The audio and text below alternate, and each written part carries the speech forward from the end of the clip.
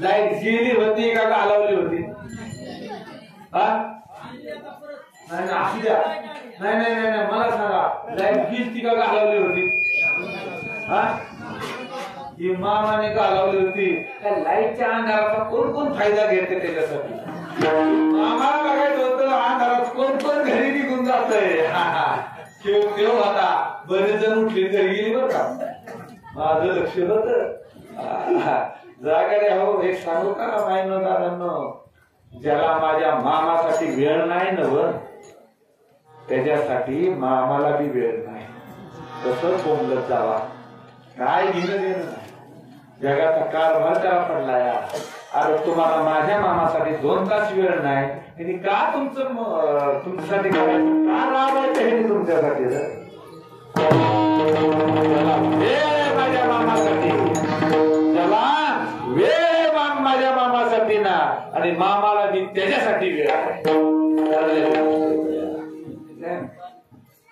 1892 ला जगाच्या मालकाने हा भूतलावरती अवतार घेतला. सन 1892 ते 1966 74 वर्षाची भ्रमंती. ऐका, देवानं धनगराचं कुळ निवडलं अवतार घेण्यासाठी, आणि या भूतलावरचा जगा वेगळा अवतार या कलियुगामध्ये झाला. महत्वाची कारण की देवानं धनगराचं कुळ का निवडलं असेल, पण याचा अर्थ असा नाही देव जरी धनगराच्या कुळामध्ये अवताराला आला असेल तरी देव कोण्या एका जातीचा नाही, कोण्या एका धर्माचा नाही, कोण्या एका पंथाचा नाही, कोण्या एका समाजाचा देव झाला नाही. देव गरिबाचा नाही, देव श्रीमंताचा नाही, देव त्याचा झाला ज्याने माझ्या मामाच्या तंबूचा रस्ता धरला, ज्याने नीती धर्मानं माझ्या देवाची सेवा केली, ज्याने या मामाच्या शेळ्या मेंढ्याची सेवा केली, ज्याने मामाच्या चरणावरती नतमस्तक झाला, निश्चित भक्ती केली, विश्वास ठेवला, श्रद्धा ठेवली, आणि हा सोनेरी भंडारा कपाळी लावला. ज्याने भंडारा कपाळी लावला त्याच्या जीवनात जो माझ्या देवासाठी राबला, जो माझ्या देवासाठी राबला, देव त्याच्यासाठी मागं पुढे उभा राहिला. त्याच्यावर तो संकट देवानं स्वतःवरती घेतलं. नवे नवे त्याच्यासाठी माझा देव राबला. कशासाठी राबला? फक्त भक्तिभावेच्या जोरावरती भगवंत त्याच्या ठिकाणी लाभला. देव हा भक्तीचा भुकेला, हा भावेचा. त्याला तुमच्या श्रीमंतीशी घेणं देणं नाही, त्याला तुमच्या प्रतिष्ठेची घेणं देणं नाही, अरे त्याला तुमच्या जमीन जुमल्याशी घेणं देणं नाही. तुम्ही करत असलेली भक्तीच माझ्या मामासाठी महत्वाची आहे. देवाने काय बघितलं नाही. 1892 अवतार घेतला. का धनगराच्या कुळामध्ये देव अवताराला आला असेल थोडक्यामध्ये सांगून जातो. आता लय वेळ काय मी तुमचा घेणार नाही. तुम्हाला झोपा आल्यात ना? हे महिनो कुणाच्या कोंबड्या डागायच्या राहिलं? खरं सांगा. आधी राहिलं काय नाही राहिलं काय? कुकरी राहिलं डागायची. जाऊन काम करून माघारी आम्ही थांबतो तोपर्यंत. मंडळ आहे आम्ही थांबतो. लांब जायचं असेल लांब जायचंय का? सगळ्यात लांब कोणाला जायचं सांगा? हातवर करा. लय लांब जायचं हातवर करा. आमचे कशाला कोणाला जायचंय का? नाही जायचं ना. 1 तासामध्ये आपण सेवेला पूर्ण विराम देऊया. 1 तासामध्ये एवढं काय मानाचं चरित्र तुमच्या समोर मांडता येईल तेवढं मी मांडण्याचा प्रयत्न करणार आहे. इतर वेळेस ज्या ज्या पद्धतीने होतं, आता मामा कशा पद्धतीने करून घेतो ती मामाला माहितीये. आवाज पण बऱ्याच वेळा आमच्या आवाजाचं पण वांग झालंय. तिकडे बीडला गेलो, कोंबड्या लाईट गेली. अरे आता लाईट येईल, मग लाईट येईल. 15 मिनिटं झाली, कोंबड्या लाईट आलीच नाही. हो 15 मिनिटं आम्ही बोंबलत राहिलो. आवाज आमचा गेला ना, कार्यक्रमात वाजला आवाजाचा. 1892 अवतार घेतला. का धनगराचं कुळ निवडला असेल याला सगळ्यात महत्वाचं कारण घडलं. या कलियुगामध्ये काशी विश्वेश्वर शिवशंकराचा अवतार म्हणजे हा आत्मापूरचा बाळूमामा. अवताराला येण्याच्या अगोदर धर्म स्थापना करायची जबाबदारी या शिवशंकरावरती आहे. ज्या वेळेस विष्णूचा अवतार झाला, तर आपण जर पोथीपुराण उलगडून बघितली, ज्या वेळेस विष्णूचा अवतार आहे त्या अवताराच्या अगोदर ज्या अवताराची वर्णन आहेत असे शंकराचे 19 अवतार या भूतलावरती झालेले आहेत. तसे असंख्य अवतार आहेत. शास्त्रामध्ये हे 19 अवताराचं वर्णन आहे. कशासाठी? तर धर्माची स्थापना करण्यासाठी. मग या कलियुगामध्ये शिवशंकराला अवताराला यायचं होतं आणि मग शब्द टाकला होता की जो अवताराला जाईल त्याने 1000 जीवांना पोटभर अन्न घालायचं. हे दररोजची अट आहे. दररोज 1000 जीवांना पोटभर अन्न घालायचं आणि धर्माची स्थापना करायची. त्या धर्माच्या जोरावरती कलियुगाच्या अंताला महाविष्णूचा अवतार कल्कीच्या रूपाने होणार आणि ती धर्म स्थापना करायला देवाने शंकरानं अवताराला येण्याची तयारी सुरू केली. पहिलं कारण घडलं. दुसरं कारण घडलं, तिकडं आप्पाच्या वाडीमध्ये सुंदरा माता नावाची भगवंताची निश्चित भक्त असलेली ही कन्या बोते कुटुंबामध्ये जन्माला आली. पण किती पुण्यवान आहे महाराज मंडळी ऐका. किती पुण्यवान आहे. 3.5 महिन्याची असताना तिच्या माईनं तिला बाळोत्यामध्ये गुंडाळलं आणि पंढरीची वारी केलेली आहे. किती? 3.5 महिन्याची असताना. त्या दिवसापासून साल 1925 पर्यंत या सुंदरा मातेची अखंड वारी चालू आहे. लहानपणी कळत नसताना सुद्धा तेव्हापासून जन्मल्यापासून एकादशीचं व्रत चालू आहे. ते साल 1925. आप्पाचा वाडीचा देव म्हणजे हलसिद्धनाथ. कुर्ली आप्पाच्या वाडीचा देव म्हणजे हलसिद्धनाथ. त्या काळामध्ये जगाचा कारभार हलसिद्धनाथाच्या दरबारातून चालायचा. तो हलसिद्धनाथ त्या हलसिद्धनाथाची निस्सीम भक्त आहे. तर अशी भक्ती आहे. आणि या सुंदरा मातेचा आणि अकोलच्या गावामध्ये आरभावे कुटुंबामध्ये बाळाप्पा आणि उमाबाईच्या पोटी 3 मुलं जन्माला आली. एक भैरप्पा, अण्णाप्पा, मायाप्पा आणि भैरप्पा. त्यातला मधवा मुलगा म्हणजे मायाप्पा. त्या सुंदरा मातेचा आणि मायाप्पाचा विवाह झाला आणि ही सुंदरा माता आप्पाच्या वाडीवरून अक्कोलच्या गावाला आली आणि परपंचाला सुरुवात झाली. हा म्हणता वर्षापाठी म्हणून वर्ष लोटत गेले आणि पहिली मुलगी झाली गंगूबाई, दुसरा मुलगा झाला भैरू. पण ह्या परपंचाच्या फडफडीच्या वेळेमध्ये सुद्धा ह्या माईनं आषाढीची वारी कधी पांडुरंगाची चुकवलेली नाही. एकादशीचं व्रत कधी मोडलं नाही.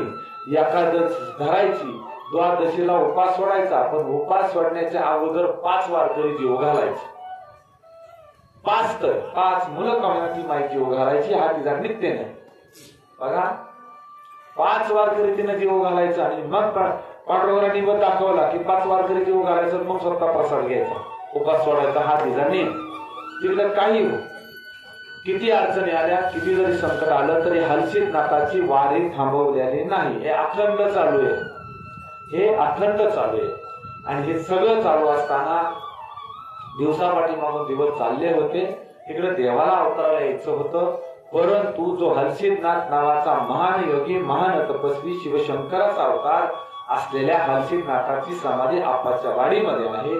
त्या आप्पाच्या वाडीच्या हलसिद्धनाथाची सेवा या माईने इतकी केली. साल 1890 स्वतः हलसिद्धनाथाला ह्या माईला म्हणावं लागलं की हे माई तू काहीतरी माझ्याकडे माग. जसं पंढरीश पांडुरंगानं तुकाराम महाराजांना मागणं मागायला लावलं. काय महाराज बरोबर आहे का? तुकाराम महाराजांना मागणं, हे चिदान देगा देवा तुझा विसरण मागणे ते एक तुझ प्रती आहे, मागणे ते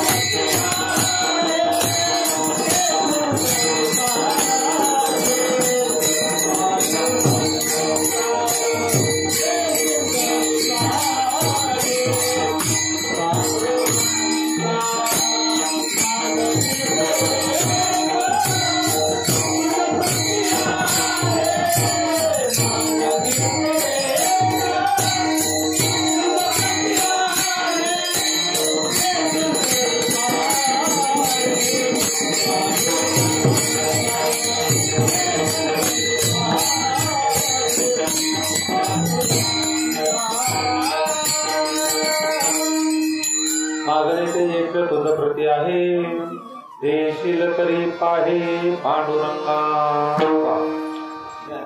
हे का मागितलं तुकाराम महाराजांनी? तुकाराम महाराजांची मागण्याची परंपरा होती का महाराज? मागण्याची त्यांची परंपरा बळीच नाही, परंतु का मागावं लागलं तर परमेश्वराने त्या पांडुरंगानं केलेला आग्रह आहे. माझ्या तुकारामातीची मागणं ही परंपरा नव्हती, परंतु 1891 माझ्या माईनं मागितलं. का मागितलं तर हलसिद्धनाथानं केलेला आग्रह आहे. हलसिद्धनाथ सांगू लागले, हे माई तू काहीतरी माग, नाहीतर जगाची घडी विस्कटली जाईल. साल 1891 स्वतः हलसिद्धनाथ माई समोर उभा आहे, हातामध्ये त्रिशूळ डमरू आहे, खांद्यावर घुमडी आहे, डोक्यावरती कांबळ पांघरलेलं आहे, आणि माईला सांगतात माई तुला काय, तू काहीतरी माग. तिथं माई म्हणते देवा मला तुला काय मागायचंच नाही म्हणली. अरे कशाला मागू म्हणली तुला? अरे तू काय कमी केलंय होय? अरे तुझा चिमुडवर म्हणता माझ्यावर असतो या, तुझा कन्या बिलाचा प्रसाद नाही खाती या, पण देव मी तुला कशा पाय मागवर म्हणले देवा मला काय बी तुला मागायचं नाही. पण देव सांगायचं नाही तू माग, नाही तर जगाची गडी विस्कळल आणि ह्याचं पात्र तुझ्या डोक्यावर येईल. त्यावेळेला माईने विचार करा आता मागितलं पाहिजे. मग पंढरीच्या पांडुरंगाचा दावा केला, पंढरीच्या पांडुरंगाला हात जोडलं, स्मरण केलं, आणि मग त्यावेळेस माईने मागितलं, हे देवा आई बोलती बरं का सुंदरा माता. अधिकार बघा महाराज मंडळी केवढा आहे सुंदरा मातेचा. ही सुंदरा माता हलसिद्धनाथा बरोबर देवावर बोलते आणि सांगते, हे देवा तुला द्यायचंय नव, अरे तुला द्यायचं हाय तर मी सांगते तेच मला दे. तू देशील नव ते मला मान्य नाही. होय तुला मान्य आहे का? त्यावेळेला हलसिद्धनाथ म्हणले, माई तू माग तुला काय पाहिजे ते. हे म्हणली देवा अरे मला काय बी नग आहे र. अरे परपंचामध्ये सोनं नग, नाणं नग, पैसा नग, जमीन जुमला काय बी नग आहे बघ. पण तुला द्यायचंय नव तर एकच गोष्ट मला दे.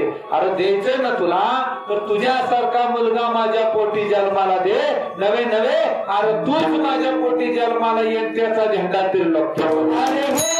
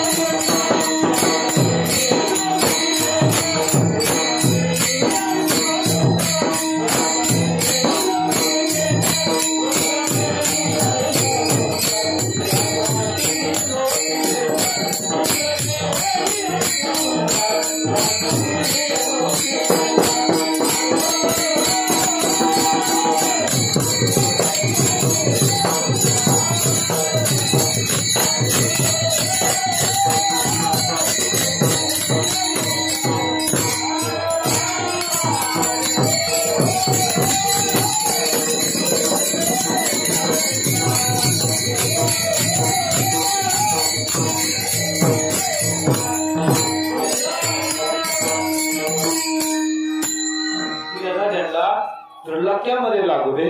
आणि मग देवानं दिलेला आशीर्वाद आहे. दुसरं कारण कळलं.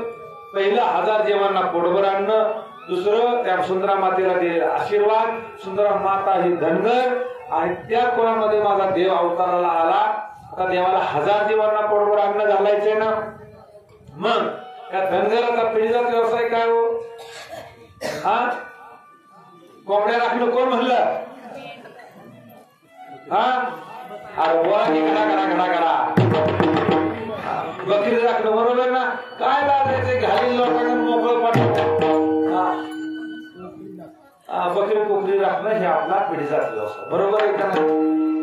आणि म्हणून मामा त्या सुंदरा मातेला दिलेला आशीर्वाद धनगराचं कुळ निवडलं. 1000 जीवांना पोटभर घालण्यासाठी मामा बकरी राखायला आला. पण बकरीच का देवांना राखावी? देवा एखादा म्हणत देवाला दुसरं काही जमलं नसतं का?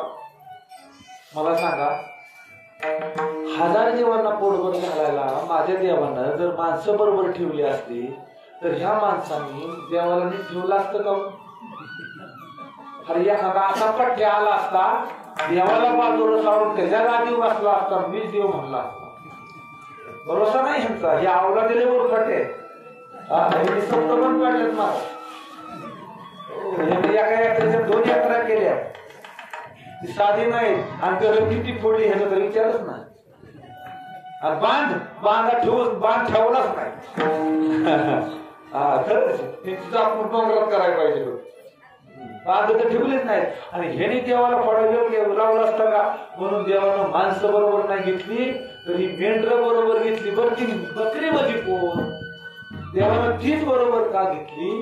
तर साक्षात मुक्या साधू संतांचा झुंडी सोहळा म्हणजे मामांच्या बरोबर फिरत असलेली बकरी. बाळू मामालाई राखली ना.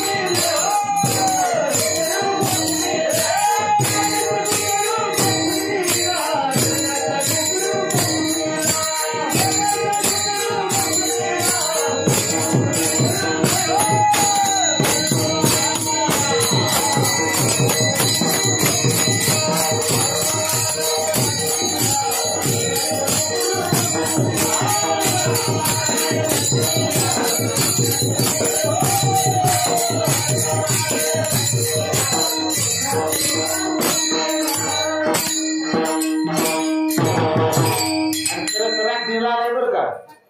अगदी डोंगर कार्यामध्ये या पायथ्या येऊन बसला, तुमची राखण करायला बसलाय.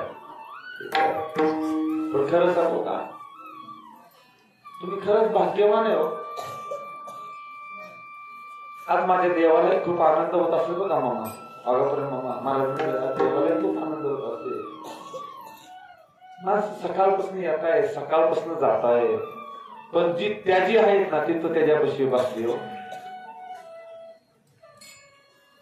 कोळी कन्या पुत्र होती जे सात्विक, अयांचा हरिक वाटे देवा. गीता भागवत कृती जे प्रवण, अखंड अनेक चिंतन विठोबाचे. आज त्याचं जे चरित्र जे श्रवण करतील ना ते करतील खऱ्या अर्थानं भाग्यवान, खऱ्या अर्थानं भाग्यवान आहेत. आणि या मामाने ठरवलं की आता धनगराच्या कुळामध्ये अवतरल्याचं, धनगराचा पिढीचा व्यवसाय बकरी राखलं. पण बकरीच का राखू लागला? कारण बकरी ही जी उत्पत्ती आहे, ही उत्पत्ती जगन्नाथानं जगाच्या कल्याणासाठी वारुळामधून जी ती उत्पत्ती केली, तिचं नाव मी निमावलं. आणि या कलियुगामध्ये खूप मोठी परंपरा आहे बकऱ्या राखण्याची. आणि तुम्हाला मला माहित असलेली परंपरा आहे त्या जेजुरीच्या खंडेरायानं बकरी राखली. बरोबर आहे ना मला? जेजूर आहे, जेजुरीच्या खंडेरायानं बकरी राखली, विठ्ठल बिरदेवानं बकरी राखली, महालिंगरायानं बकरी राखली, उलजीतीचा महालिंगरायानं सुद्धा बकरी राखली. नवे नवे पंढरीच्या पांडुरंगानं हातामध्ये काठी आणि खांद्यावरती कांवळं टाकलं आणि ही बकरी राखली. कशासाठी? जगाच्या कल्याणासाठी. आणि मग ती बकरी राखायला मामा धनगराच्या कोळामध्ये अवताराला आला. आणि साल 1918-19 टायमामध्ये मामाने बकरी राखायला सुरुवात केलेली आहे. का बकरी राखली? तर जगन्नाथाच्या कल्याणासाठी. जगन्नाथानं जगाच्या कल्याणासाठी वारुळामधून उत्पत्ती केली, ती मेंढी मावली आहे. आणि ती बकरी राखत राखत देव या गावावरून त्या गावावरती फिरायचा आणि जगदुनियाचं कल्याण मला देव करायचा. देव मुख्य कारण देव धर्म करायला आला होता. आणि सगळ्या गोष्टी करत असताना देवानं जागोजाग ह्या गावातून त्या गावात, त्या माळावर ह्या माळावरती देव माझा जगात जगदुनियाचं कल्याण करत करत फिरला 1966 पर्यंत. 1966 नंतर माझा देव 1966 समाधिस्थ झाला. आज 57 वर्ष झाली. देव समाधिस्थ जरी झाला असला तर 19 पालख्या घेऊन 4 राज्यामध्ये अखंड देवाची भ्रमंती चालू आहे तुमच्या आमच्या कल्याणासाठी. का असं कधी घडलंय का? हे माहिनो तुळजापूरची जगदंबा आली तुम्हाला भेटायला तुमच्या गावाला, असं झालंय का? कधी झालंय का सांगा? जेजुरीचा खंडेराय आला, पंढरीचा पंढरपूर भेटायला आला, असं ते झालंय का? असं कधी झालं नाही, होणार नाही. पण या कलियुगामध्ये जगा वेगळा देव म्हणजे माझा बाळूमामा आहे. या मेंढी माऊलीच्या रूपानं प्रत्येकाच्या घरादाराला येतो, प्रत्येकाच्या गावाला येतो, प्रत्येकाच्या शेताला येतो आणि प्रत्येकाला दर्शन देणारा देव म्हणजे आत्मापूरचा बाळूमामा. माझं बाळूमामा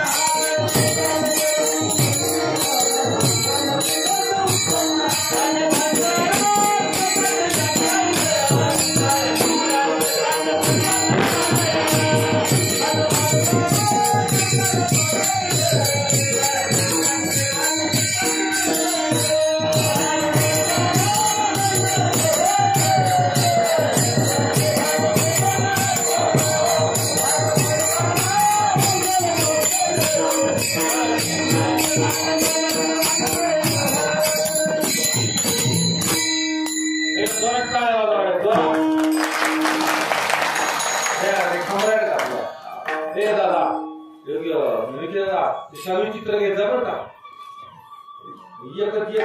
घेणार आहे प्रत्येकाला घे, प्रत्येक पाहिजे मोबाईल मध्ये प्रत्येक जण.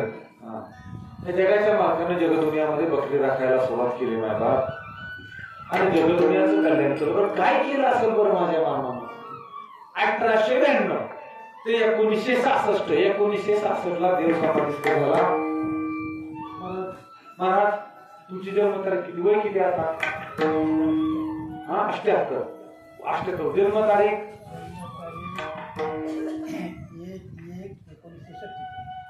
1/1/1947. बघा, ज्या वेळेला माझ्या मामानं समाधी घेतली त्यावेळेला ह्यांचं वय होतं 19. बरोबर? 47 50 50 10 13 13 19. बरोबर आहे ना? यांचं वय किती होतं? 19 वर्षाचे वय होतं. वा वा, सरगर मामा आले. पोचले बघा. वा वा. म्हणून आम्ही उशीर केला. आम्ही 7 ते 9 संपवला. तुम्हाला काय घालून पोच लागला. आम्ही थांबलो. मला सांगा, 19 वर्ष वय बाबांचं आहे ज्या वेळेस माझ्या मामानं समाधी घेतली. एक डोक्यामध्ये लक्षात घ्या, ज्या वेळेस माझ्या मामानं आत्मापुरामध्ये समाधी घेतली त्यावेळेस माझ्या मामाला बघितलेली लोक आज आत्मापूर, वरनाड, शेंद्री, हमीदवाडा, मेचक, निपाणी, अक्कोल ह्या गावामध्ये, रेडाच्या गावामध्ये आजही जिवंत आहेत.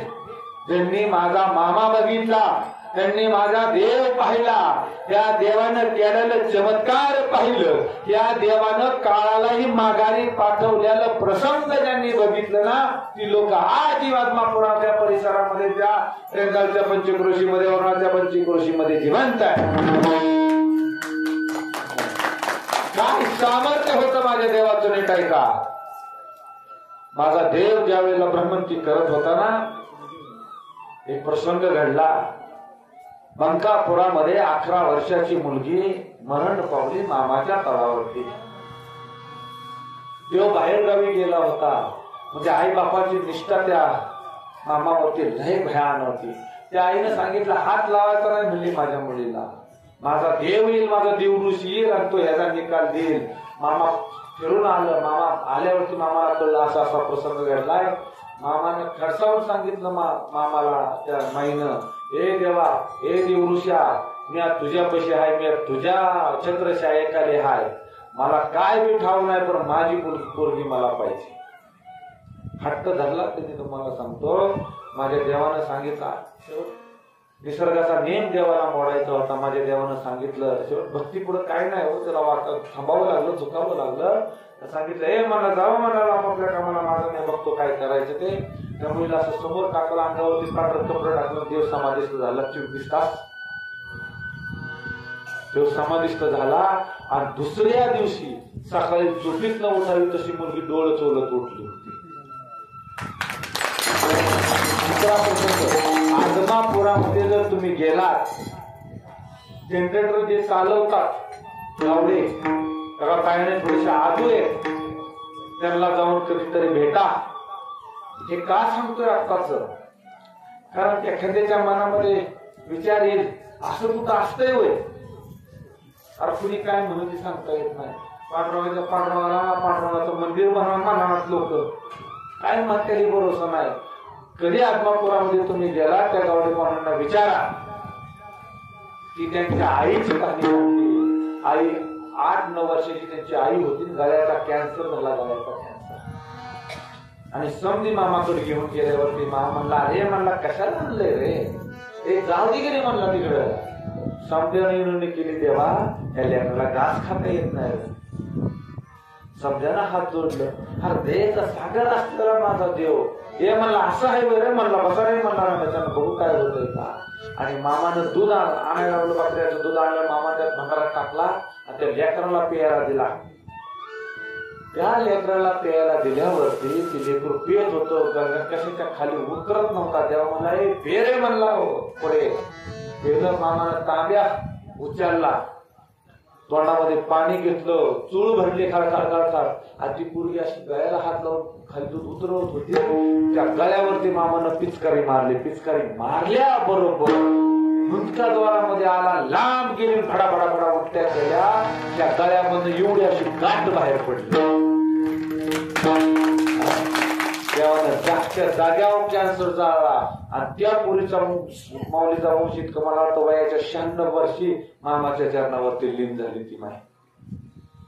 या कलियुगामध्ये हा देव इतका महान आहे, यमालाही माघारी, काळालाही माघारी पाठवण्याची ताकद जर कोणामध्ये असेल ना तर या महाकाळामध्ये आहे. म्हणून या देवाचा तुम्ही सेवक हा देव साधा सुद्धा नाही. या जगदुनियामध्ये देवानं लय मोठं कल्याण केलेलं आहे जगदुनियाचं.